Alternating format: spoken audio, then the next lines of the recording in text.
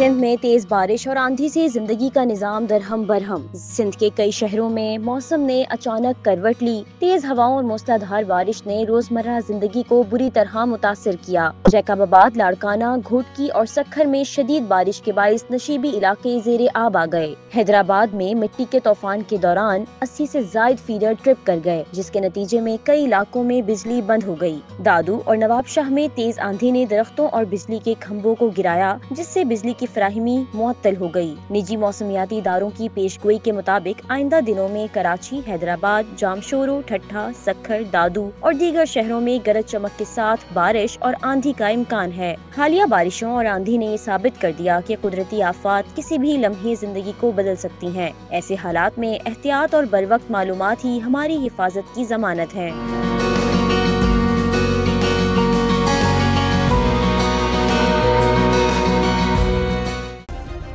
Subscribe करें और bell दबाएं ताकि कोई खबर रह न जाए।